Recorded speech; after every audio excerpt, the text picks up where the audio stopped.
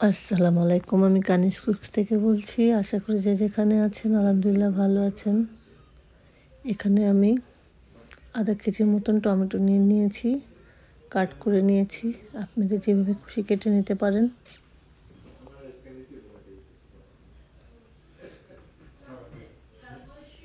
আমি মরিচের গুঁড়ো, হলুদের গুঁড়ো, আধা চামচ করে ধনিয়ার গুঁড়ো, স্বাদ মতন লবণ দিয়ে দিলাম। দিয়ে একটু নাড়াচাড়া করে দিচ্ছি। গরমে কিন্তু এটার কোনো তুলনাই হয় না, খেতে খুবই ভালো লাগে। গরমে আমাদের অনেক সময় অনেক কিছু খেতেও ভালো লাগে না, তো খেতেও খুবই মজা লাগে। একটু নতুন রেসিপি ট্রাই করবেন, ভালো লাগবে। আমি এখানে চিংড়ি মাছ দিয়ে নিলাম, কেটে ধুয়ে নিয়েছিলাম, আগেই রেখেছি। ভালো মতো নেড়ে দিব।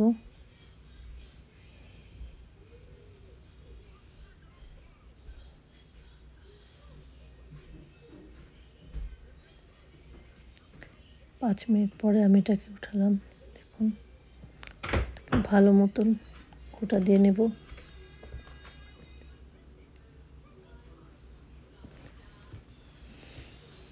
ভালো মতন নাড়াতে হবে।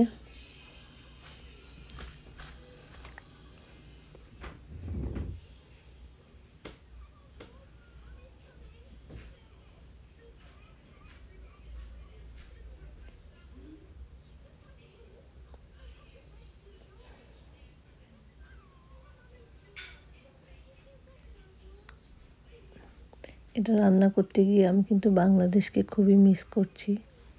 আমার মা বানাতো, খুবই মজা হতো। মার স্বাদের হাতে তো আর অন্য কিছুর স্বাদ এক হয় না কখনোই। এখানে আমি ৮-১০টা রসুন কুচি করে নিয়েছি, রসুনের কোয়া। 3টার মতন শুকনো মরিচের চিলি ফ্লেক্স নিয়ে নিয়েছি আমি।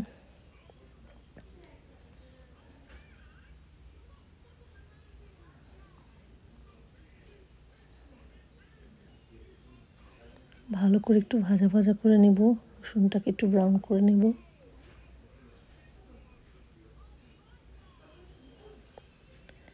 ট্রাই করবেন, আশা করি ট্রাই করলে আপনাদের কাছে রেসিপিটা খুবই ভালো লাগবে। দেখুন ভাজা ভাজা হয়ে গিয়েছে। পুড়াবেন না, পুড়ালে স্বাদটা ভালো আসবে না, তিতা তিতা লাগবে।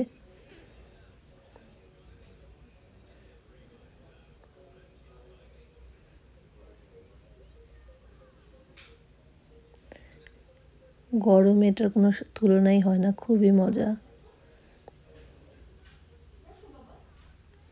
এটা তো কম বেশি আমরা বাঙালিরা চিনি, যারা ট্রাই করেননি কখনো তারা একবার ট্রাই করে দেখবেন।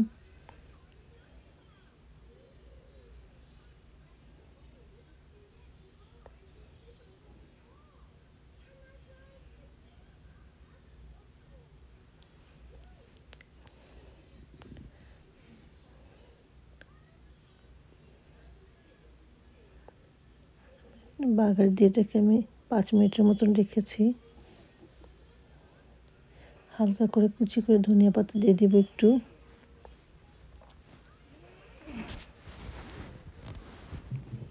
ধনিয়া পাতার তো স্বাদের তুলনাই হয় না।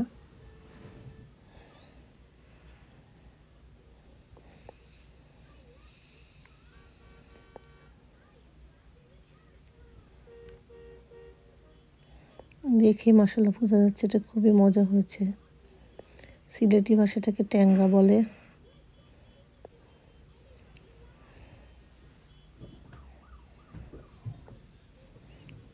এই গরমে এর চেয়ে বেশি আর কি লাগে।